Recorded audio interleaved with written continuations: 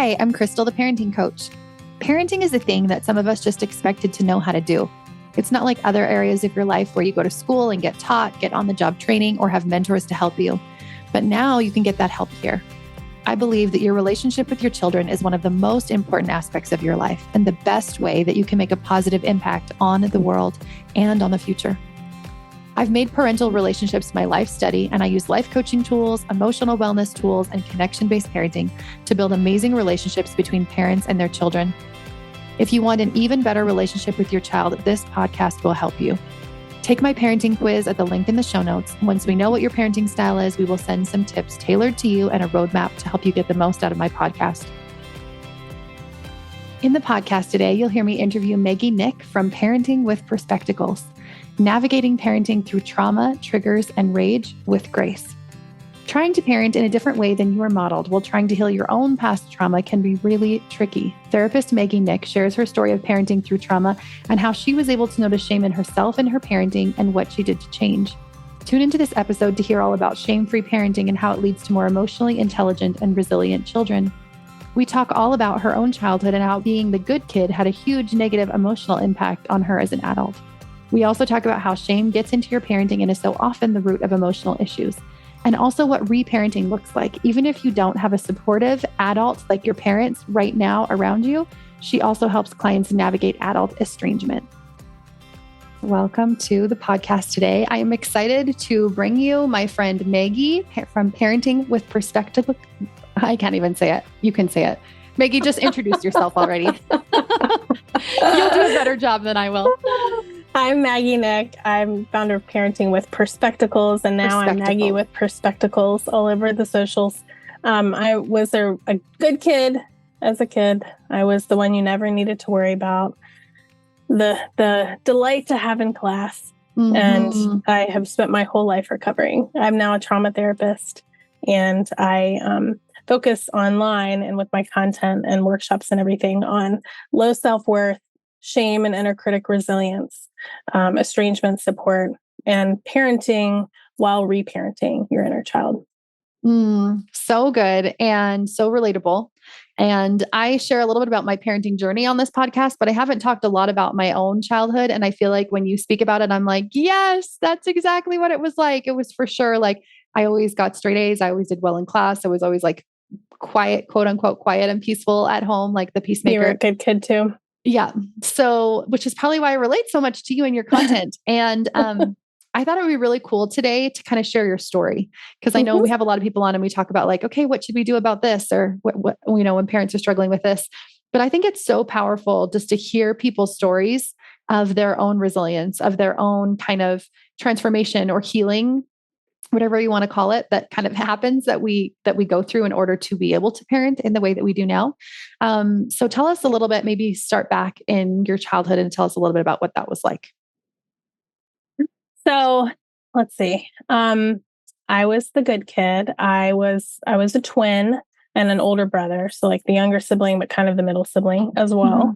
Mm-hmm. And I was the one who like talked everybody down, don't set the parent off, right? Mm-hmm. One of my parents had a lot of rage, my mom. And so it was always like trying to de-escalate her and like talk her down and keep my brothers from setting her off. I was like on the wall, I think is what Brene Brown calls it. And like the perfect child, I so vividly remember in high school, it was probably my senior year. I just remember it was homecoming and it was the night of the homecoming game. And I was upset because I think I had broken up with a boyfriend or something. And one of my friends was like, oh my God, guys, Maggie's crying. What do we do? What do we do? What do we do? Because I was like everybody's therapist and I was the one they cried on. And so then I had this day and she's just like unnerved. It's like, it almost like set off an anxiety. It was weird, and I was like, okay, got it. So I just need to not have any needs. Any needs, any feelings, show any emotion. I just get to be calm and be the one that everyone relies on. Fine all the time. So like overfunctioned, like I think my freshman year in college, I was taking 18 credits, training for a marathon, volunteering at a domestic violence shelter, and working part-time. Wow. Just like, that was my life. Just like 100 miles an hour all the time. All the time. And I feel like I finally got into therapy at 25 to try to save the relationship with my mother. That did not work, but it healed me. So I've been in therapy for about 16 years doing trauma therapy. And really like was so terrified that I would fuck up my kids. Like that's the thing. Like I was just terrified. And I honestly had never really pictured myself having kids. I mean, it's like something I wanted, but just kind of thought, nope, not doing that. That's not for me, unfortunately. When I met my husband, that was the first time I could kind of see it as like, oh, okay, I would like to have kids with him. And so then it was like, help, frantic, I need to heal. And so I do have some kind of SVU type childhood trauma. And so I really thought that was the why I had binge eating, why I had such low self-worth, and was starting to recognize the perfectionism and the people pleasing and the over functioning, and just like setting myself on fire to keep everybody else warm and just really never having a safe space to admit that I wasn't okay, And so we went for the SVU trauma, did trauma therapy on it. And can you mention, is SVU, is that violence? Sexual sorry. At a special victims unit. That's how I usually refer to it. Okay. But yeah. Okay. Just like that kind of gnarly childhood abuse. And so when we got to the other side of that, like that felt better, but like it didn't really shift anything inside. And I'm like, well, if that's not it, what is it? What is the thing? And I just remember I kept like seeing all these lines, like the today me struggling with this thing. And when I'm processing it with my therapist, it comes back to parenting over and over again. It's like, well, I do remember being made to feel or being told, can't do this, must do this, right? Shamed for not doing it, shamed, whatever it was.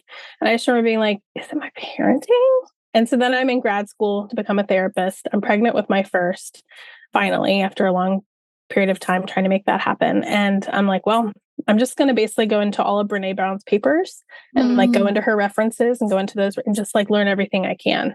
Like really a frantic, desperate attempt at this point. Like I'm pregnant now. Like it's go time.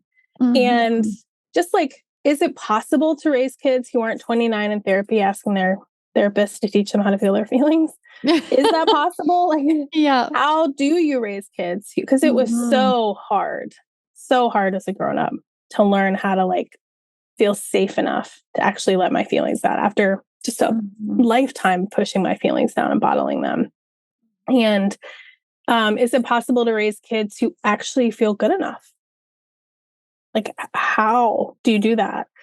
And really just for me, never imagine any of this. I just was trying to not mess up my kids and to heal myself. I love, I have to pause you for a second because I love that Brene Brown is in so many people's stories. And that was totally mine too, where I was like, what do I do? I know Brene Brown will know. I'll just read all of her books and listen to all the things that she's put out there.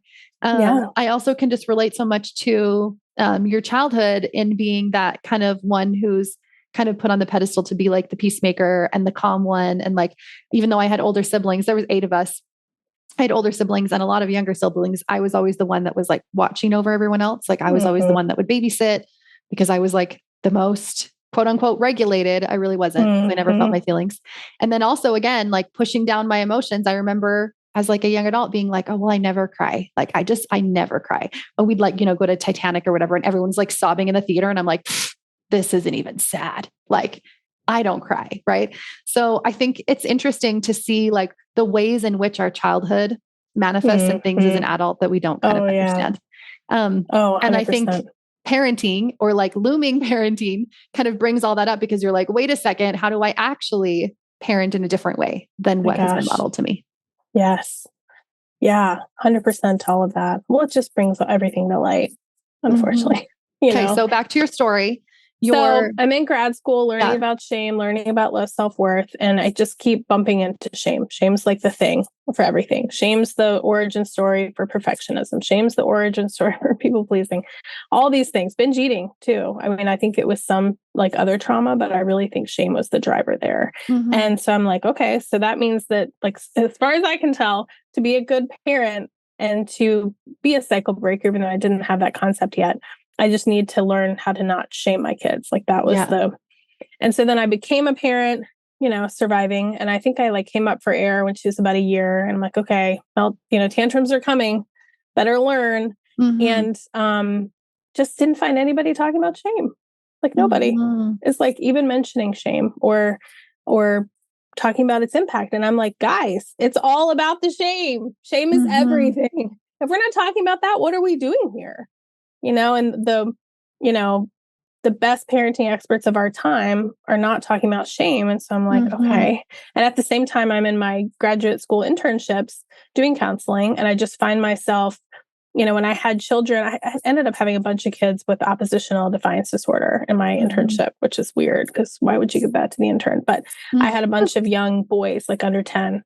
And I just found myself doing parent coaching, with the parent. Like I would have the parent come in 30 minutes early so we could do a little bit of, and what was so fascinating is I would say, have you ever tried this? And they'd be like, no, our psychologist says not, like to let them get their feelings out. Have you ever tried just like letting them punch a pillow? And they're like, no, Dr. So-and-so said they're that. Like shut down their feelings. That makes them more aggressive. And I'm like, okay, well, I've looked into that research that they're quoting. And that's not really what we can discern from that, A. And B, nobody's talking about shame.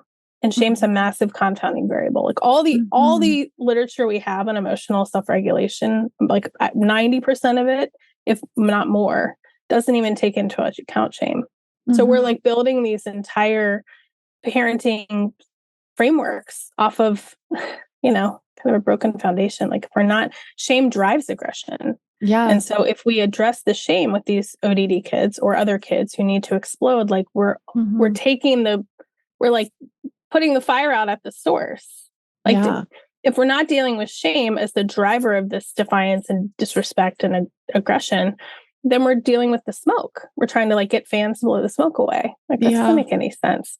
And so anyway, at some point, I guess my oldest was 3. I finally I had a bunch of clients urging me to like start sharing my work because it had helped them so much. And so I started the account for Parenting with Perspectacles, and it's just grown, and it's something I could have never imagined. At this point, I'm not seeing any counseling. I'm seeing one counseling client who had to come back in, but I'm not seeing a whole caseload anymore. I'm doing Parenting with Perspectacles work full time. And so I do workshops, and I do private coaching with clients around the world. I'm about to start group coaching, like a small group coaching option. But this is my life's work. This is this work around understanding how shame is driving the bus for you.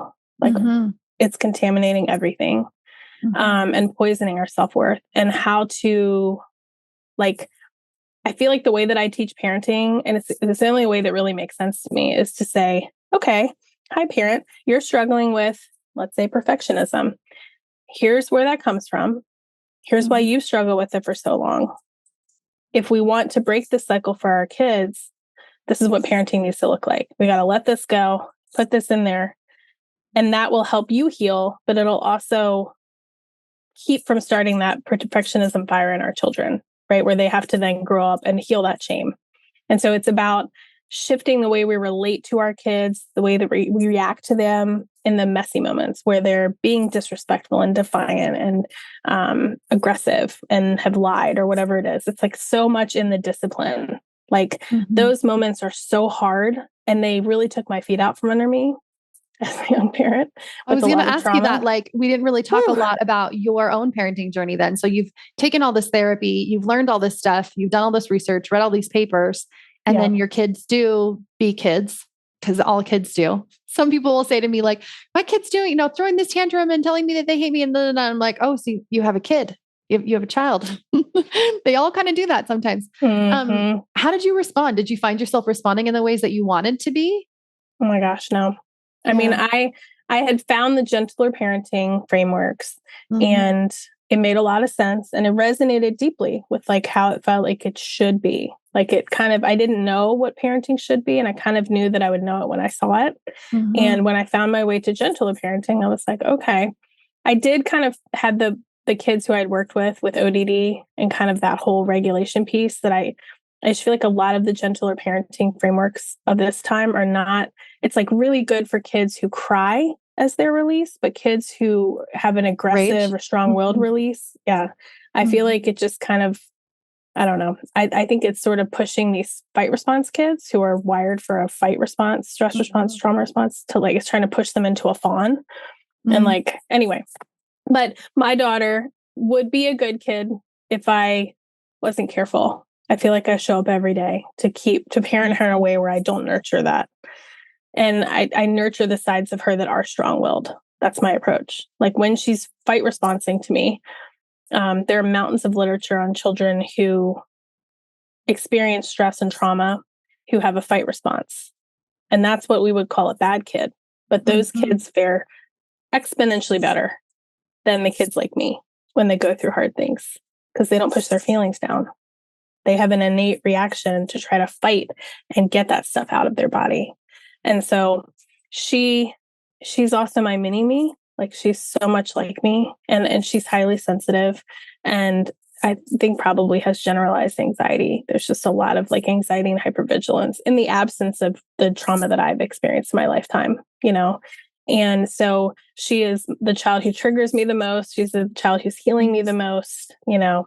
What does that actually look like? So if she's having this big response, this big strong-willed kind of outburst response, how do you foster that side of her and not push her into the, like, you have to be a good kid in that moment when things are so tough? Well, ideally, I'm regulating and I'm not pushing my frustration and stress down from parenting. So if let's say 10 is like the place where our body forces a release, right? That's where the volcano explodes. And like 7 out of 10 is kind of the dysregulated zone where I start kind of moving into dysregulation. So if I'm below that, it's a real different story if I'm in dysregulation. But if she starts pushing, I mean, she's almost 9 now, so it looks very different from, you know, when she was little. When she was little, it was the straight up tantrum. And so it was easier in a lot of ways, actually, just to be like, you feel like hitting right now, right? You want to throw that thing. I see that you want to do that. And really just the shame piece here is like not making them feel like there's something wrong with them. They have this instinct. And if we make them feel like there's something wrong with them for having that instinct, then they believe us. They don't go, nope, you don't know what you're talking about. That's shame. They just believe us. They're wired for that shame response. And so when she has that instinct to hit, which is 100% developmentally appropriate for so many years in childhood, I say, I see. You feel like hitting. It's okay that you want to hit me. I'm not going to let you hit me right now. And if I need to, I'm going to, okay, you're having a hard time controlling yourself. I'm going to hold your hands. Okay, now you're kicking me. So I'm going to turn you around and I'm going to hold you in my lap. And I'm just going to keep you safe until you can release enough to be regulated. And once you can control yourself again, I will give you your hands back. Like, just, you know, I trust you. I trust your body. Your body's out of control right now. And I'm here to help you. And just not letting the rage inside of me that like, I was such a fawn. I was such a people pleaser, a fawn stress response. And so I think when you've done that and you start healing the fight response, it's like, come on, put me in, coach. And so I can so easily, just the other day, just like slam into 10 and I can shut them the hell down. I can get so big and so scary that they, right? Just like it happened to me all through childhood, you know, fearing the rage, just like, and I just remember my mother like bragging about how she could just like look at us and we'd be like she was so proud of that. Like, that's such a huge red flag. You know, we don't want, our children are not dogs. Like, we don't want them to be afraid obedient like that. Right. So it's a constant battle and I'm winning the battle in a big way. At this point, this many years in, but I remember when she was little and especially when my son was born, she was 3. That was that first year. I feel like I white knuckled my way through that first year. And just had my game face on, you know, so overwhelmed by the transition and then her acting out all that stress. And she pushed me away for a long time, which was like such a mind F for me with so much abandonment trauma and rage right there to protect me when it feels like somebody's trying to abandon me again. It was just, and so I am not perfect. And I get so annoyed that more parenting experts and parenting coaches don't actively talk about their struggles. Like, I mess up all the time, but I always repair. right? I was the child who always apologized for everything, who not a single time got an authentic apology from my parents. But I apologize every single time, right? And I've got kind of a no-no list that's like, absolutely not. We do not do those things. Like, no matter how unhinged we are, we walk away, you know? And most of the time, like the vast majority of the time, I don't cross that line, no matter how dysregulated I am. It's hard because parts of me, you know, just want to mostly the silent treatment and like, what is wrong with you? And I'm not mad, I'm disappointed. Like those are just, and not repairing. Like those are things all the things that you said are so huge. I remember my son having a freak out. He was probably 8 or so. We're visiting my parents' house, and I was busy doing something. And so he'd kind of gone into the other room. I think my mom had taken him into the other room. And I went in there just to kind of peek in once I'd like taken some breaths and calmed myself down so I could respond more effectively. And I went in there and she was telling him, did you know that when I feel anger, it makes me want to punch and hit and yell and scream too? And he was like, what? And she was like, yeah, did you know that's what anger feels like in our bodies? And she like brings out she's a therapist. So she brings out this like therapy book on emotions and colors and stuff. And he was like literally flabbergasted, like, what, you feel that way? And I sat down and was like, did you know I feel that way? And I don't know if I had really shared with them that is how it feels inside my body right now as an adult. I have to intentionally be like, I'm feeling anger, but I'm not going to scream or yell or swear or hit or throw something. Right. And to tell them like, it's really hard for you not to stop yourself in that moment because your brain isn't as developed as mine. Right. And even that is like the most unshaming thing you could do, sharing your story, connecting with them and their emotions and like connecting with where they're at and like that it's okay that they're there. And it just like decreases the shame all the way. Right. Which is manifesting in that rage. And that's, I mean, I think my counseling work with children and teens, about half my caseload when I was seeing clients was children. I love working with kids. It's challenging working with adults who don't think that there's anything wrong and they don't have any part here, but love working with kids. And that's what was so amazing. Like so much of my framework was built right on that because I don't have teenagers yet, you know, but I worked with so many teens. And it's so interesting. I teach calm circle backs, you know, the circle back, breaking the cycle of sweeping stuff under the rug and being the one to start that conversation and break that stalemate and showing kids not only do they deserve that, but how to do that. Right. And part of my calm circle back script, if you will, is like, how does it feel inside for you in that moment? Because that question opens kids up, but we have to like frame it with safety. Like if we say, how does it feel inside? And then we're going to make them feel like they've disappointed us or let us down for that. It doesn't work. Like parents are like, this doesn't work. And I'm like, that's because you haven't made it feel safe, right? To like, let all your messy parts show. And so I think circling back, talking to kids, showing interest that it matters to me. How does it feel inside for you?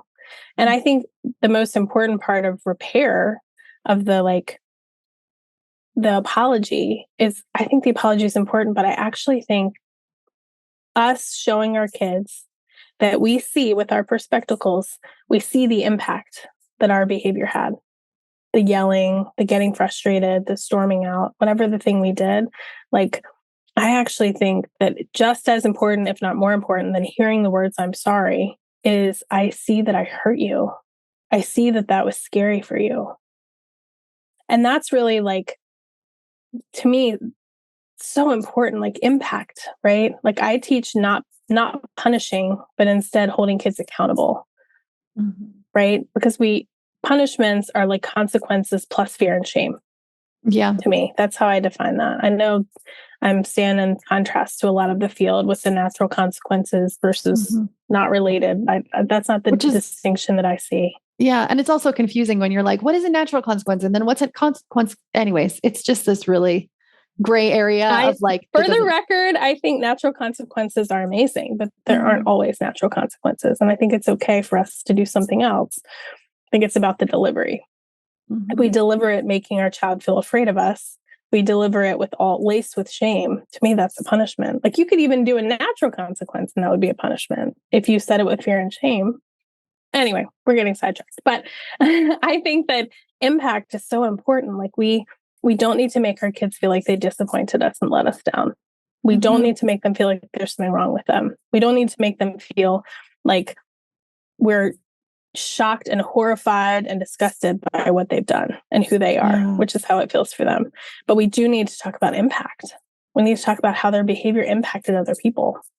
And really that research, which I'm sure you're familiar on, with negative self-talk, with how we talk to ourselves. There have been these longitudinal studies on children who are shame-prone in their self-talk and children who are guilt-prone in their self-talk. And the shame-prone kids are like 400%, I think, don't quote me, more likely than the guilt-prone kids to experience mental health, substance abuse, all these things. And the distinction here is a shame-prone kid says, I'm bad. Yes. And a guilt-prone kid says, what I did was bad. Yeah. And I think it's so easy for us to internalize it in a shame-based way.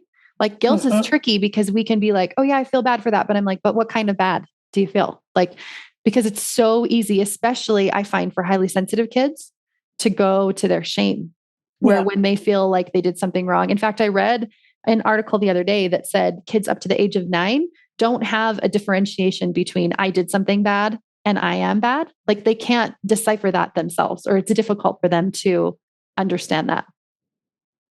I don't know if I agree with that, but I believe you. Yeah. I believe you read that. I read it. I don't know if it's true or not, but I remember reading that and thinking, well, that's so fascinating that and maybe that is only a certain group of children or whatever. I would put that under 7 and below. I believe that, but I feel like 7 and 8-year-olds. Anyway, it doesn't matter. No. Yeah. Yeah. But that distinction's hard. And I think until our child can do it themselves, it's our job. When we look at them, this is what Perspectacles are all about. Without Perspectacles, I'm like, you're terrible. You're a selfish, spoiled brat. You know, I'm ashamed of you and you better be ashamed of yourself. Right. With Perspectacles on, I'm like, okay, my son just turned 6 and the 5.5 developmental leap was just, it's the worst. It's the worst. If you're listening to this episode and your kid is 5 and you're like, I'm having such a hard time, I would say 5, 6, or 7. And if you have a highly sensitive kid, also leaning towards 8 and 9. They're tricky years. Wow. Yes. And every single time he didn't get his way, he went into Hulk smash mode. Right. And so with Perspectacles on, I'm like, okay, he is doing his best. Like, this is what his best looks like right now. Yeah. And if I have a choice here, the way I respond is going to send one of 2 messages, right? Oversimplified, but the way that I respond is either going to say, it's not okay what you did, but you're okay. And I love you. Or it's not okay what you did and you're not okay. Whether we say you're not okay or not, if we make our kids feel like there's something wrong with them, like they should be ashamed of themselves, like we're disappointed in them and they've let us down, then they internalize the shame, which is a self-focused, right? Guilt is behavior focused. Shame is me. Yeah. And as a grown-up, that followed me right into parenting, where it was like, anytime I struggled, it wasn't like, well, that was a rough moment. It was like, God, I'm a terrible mother. Yes. Everything boiled down to, I'm a terrible mother. It was like, they deserve a mom who's not. I had just a couple months ago, I remember in the middle of fine, I can cry now. I'm just finally at 41 can cry.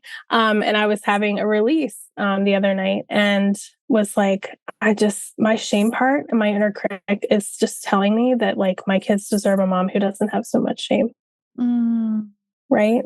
Like that whole, and those messages come from how we were disciplined. Like we are wired for shame, but we're also wired for guilt.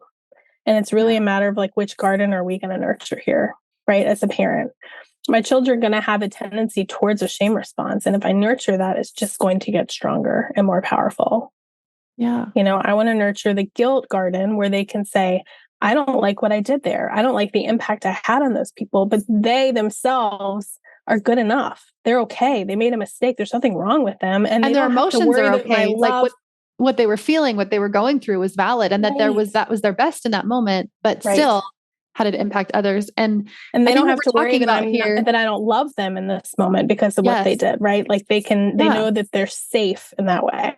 They're so safe, important. They're held, they're connected. And I think that what you're talking about here is shame resiliency. How do we teach our children shame resiliency? And I think for me, how I teach my children is the fact that I do feel shame often and how I move through my own shame, right? Yeah. Because as a child who was raised in a shame-based home, which most of us were, most of our generation, all of and us, really. I think pretty much everybody still is doing this, unless you've done your own shame work, is to notice, how is this impacting me? What's happening for me? I'm processing my own shame first. And then I'm actually modeling how they can do that themselves. Because I don't think we get out of the human experience without feeling shame. Like, I think even if we're doing these things, our kids are still going to, in some way, in some arena, feel shame. And so I think it's a beautiful thing. Like, on the one hand, I'm like, I wish I just parented perfectly all the time. Right. But then I'm like, no, I really don't, because then what would I teach them? Like, I'm not going to teach them shame resiliency. I'm not going to teach them how to handle those big emotions if I'm just like this calm automaton that like never feels feelings. Right. Well, and I mean, a good portion of my counseling caseload has been grown-ups whose parents seem to always have it together. And they think there's something so wrong with them when they're struggling. You know, they're like, my mother never struggled. My mother had the dinner on the table at whatever time. And the house was clean and it was always calm. And I remember having a client like that, where she just felt this huge amount of shame that would turn to anger and rage. Anytime that she felt like any big emotion, because she was like, my mom never showed emotion. And that was she was one of my very first clients years ago. And I remember thinking, oh my goodness, like, it is actually so good that I feel these big feelings. And it's hard to feel that in the moment when you're just like, I can't believe that I just freaked out at my kids again when I said I wasn't going to, and blah, blah, blah. But like you said, that circling back, that repair piece is so huge. And like really showing that genuine, authentic apology. Yeah. Thankfully, I found, I remember, because I don't know if I fully answer your question. Like, I remember the first time my daughter, my oldest, started having a tantrum on the changing table. And I like heard my mother's voice in my head, and it was like, she's a brat. You better shut her down. And I was like, oh boy. And that's when I like knee deep into, tantrums and stuff. And I think, those moments went from the most triggering moments for me, right? Because I had a parent with rage. So then my child is doing what feels like rage. So then it's like my body's scrambling to survive the moment. And that often looks like me needing to get bigger and louder to scare her, right? Taking advantage of that power. And then I feel like once I understood that kids act out stress, that she's just releasing, and kids release by resisting us. Like, the resistance, the disrespect is how they release. And so if we shut down the disrespect, then we shut down their ability to release, right? And then they're going to bottle and be fine like we were. And so I kind of have to, every time she goes through a developmental leap, I kind of have to learn now what the resistance is going to look like now, when she's testing boundaries and everything, and keep putting my Perspectacles on and getting curious, like, what's going on here? Why would she need to, why would she lash out like that? Oh, that's shame. Okay. How can I help her talk down the shame? But it really went from this, like, the hardest moments that I kind of like tried to avoid, by like people pleasing and not setting limits, in the early days, not too long after that, once I sort of got Perspectacles on the whole thing, it's like, oh my gosh, these are the most magic moments, because I'm making her feel like her whole messy self can just spill on out, and she doesn't have to worry that I'm going to judge it. I'm going to shame her for it. Like, I get to love her through all the mess and the stuff that she would feel so ashamed of.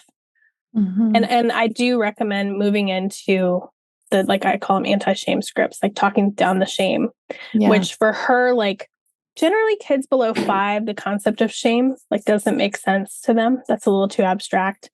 But in my experience, like, 6-year-olds kind of, even before 6, you can still talk down the shame, but you don't call it that. You say, are you feeling bad about yourself? Are you worried I don't love you right now? Do you feel like there's something wrong with you? And just kind of, And then the older kids, what kind of a script would you say? Similar, like, sometimes teenagers are like toddlers. So sometimes we keep it simple for them because there's a lot going on upstairs for them. But, are you feeling bad about yourself? With older kids, you can move into like, are you worried I'm disappointed in you? Or are you worried you let me down? Like that concept feels really confusing for a young kid. But like if your child is shut down and if they are coming at you and like lashing out, I would go right into the anti-shame scripts. And sometimes like I need to do like a printable that people can get and put on their fridge. That's a great idea. Right. I need to. But like, are you feeling bad about yourself? Are you worried? I don't just cut right to the fire. Like, let's not the smoke is just the smoke. Like we know that in order to put the fire out, we have to go put the actual fire out. And so if you go right for that, it's like, I can't even tell you the number of times I've had it happen on my couch right over there or with my kids where they're in lash out mode. And as soon as I talk, identify the shame and like, are you feeling like like there's something wrong with you? It's like their posture just like, poof, like instantly. They're like, oh, yes, that is why I'm lashing out. We all lash out from a place of shame. The more vicious we are, the more shame we're in. And so kids, like, if you think it takes our feet out from under us as adults, like, whew, for kids, it's like they're in a freaking tornado and they need us to help them. They need us to own the hell out of our boundaries and not be wishy-washy. They need us to be a leader, but who leads with love, not shame, who doesn't make them feel bad about themselves for the thing, holds them accountable, but doesn't make them feel terrible about themselves and suffer because of how bad they are. They need that calm, grounded, steady attachment figure, that calm leader who can be like, this is what's really happening and I can handle this. And I think one of the things you said a while ago too was key in that, like, first I regulate myself. And I think we don't talk a lot about that. We're just like, this is what we do. Well, we can't do that from like an energy of I'm feeling shame or I'm feeling intense rage. Right. So it's like, first doing my own, like, get me to this space. And now what can I say? How can I help them? How can I hold space for them in this calm and loving way?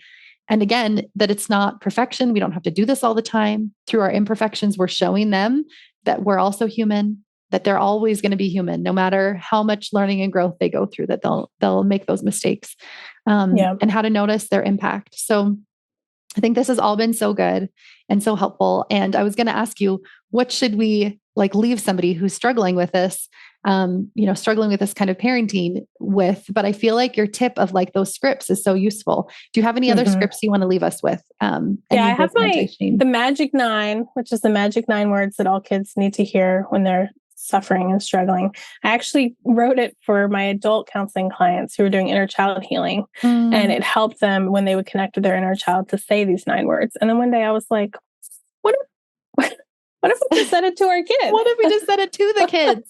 And it's I love this. In the moments where mom rage sweeps my feet out from under me, it's like, I actually haven't done it in a long time, but when my oldest was like 5-ish, probably going through the 5 leap, I would, as soon as I could tell things were headed this way, I would write it on my hand.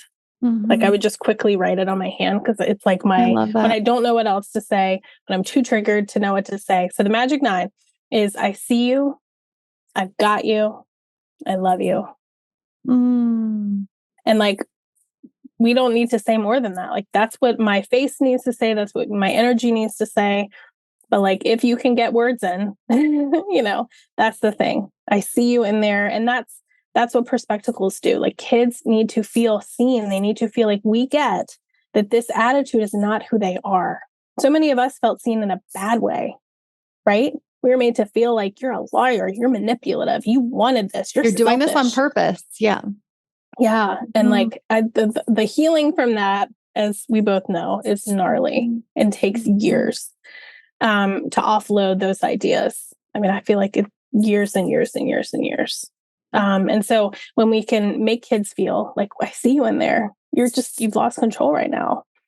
And I've got you. I'm going to say no. I'm going to hold your hands. I'm going to do what you need to do. Like, you're safe to feel this anger with me right now. And I'm going to keep you safe. I'm not going to let you hurt anybody. And I love you even right now. That is so powerful. That is so powerful. I love those words so much. This has been so good. And thank you for being vulnerable and open and willing to share your own childhood story and also your own parenting story. I think it's easy to see people that share parenting tips and ideas online as these people that just like naturally are so good at parenting and like have it all figured out, when it's like the opposite is true, right? Brene Brown's learning is because shame was so hard for her. And that's why she's so good at what she does and can speak to us so well. And I think it's the same thing with parenting mentors, is that it doesn't come easily and naturally to us. And it has been a long healing journey, learning process. And so I love that you were able to share that with us. And your tips are so good. I love that. I see you. I got you. I love you. I think that's so powerful. So thank you. Thank you for being here, Maggie. You were telling me about a new amazing program with Mr. Chaz, who I love, who we also have on the podcast. So will you share just a little bit about that? I'm not sure exactly when this is going to air. So just kind of give us a general idea about what it's going to be. Absolutely. So we're launching the Parenting with Trauma project. That's me, Mr. Chaz, Abby Williams, she's You the Mother, and my girlfriend Logan, who is a trauma therapist, cycle breaking, childhood trauma surviving mama and trauma therapist like me. She's Crooked Counselor Cooper, and we created the Parenting with Trauma project. It's 22 videos about all the ways that trauma makes parenting harder, to really just, we had kind of a template for each video, and some of them are pairs, where we paired off. Some of them are just us, and some of them are all four of us. But in the template is like, help them release the "there's something wrong with me" shame of this. And so we have videos on what is generational trauma, how to discipline our kids without hurting them. We talk a lot about rage, and mom rage, and how parenting with rage looks. We talk about trauma responses that make parenting harder, like people pleasing and mom guilt, over functioning, hypervigilance. The like, are you mad at me? Are you mad at me? That kind of stuff. We've got videos on inner child healing. I have a video on the mother wound. We have a video on the father wound, silent treatment, disorganized attachment. This is going to be so good. Abandonment trauma. I know. And then we've got a couple videos on navigating hard family stuff like estrangement and communicating boundaries and partners who don't get it and all of that. So that's launching very soon. And it's so comprehensive. I love that you have put so much in there. And I don't know the other two ladies very well, but Mr. Chaz is awesome. And I love his message, and his energy is just so good. And so is yours. So for anybody that's listening, I highly recommend that you go check that out, and send us a link so we can put that in the show notes as well. Thank you. Thank you for being here. And for people that want to connect with you on Instagram, do you want to share again your handle and where they can find you? At Parenting with Perspectacles is my parenting only. And then at Maggie with Perspectacles, I'm sharing more about insights as a therapist, my own healing journey, that kind of stuff. Sounds great. Thank you so much, Maggie. Thank you for having me. Thanks for listening. If you'd like to help spread this work to the world, share this episode on social media and tag me. Send it to a friend or leave a quick rating and review below so more people can find me. If you'd like more guidance on your own parenting journey, reach out.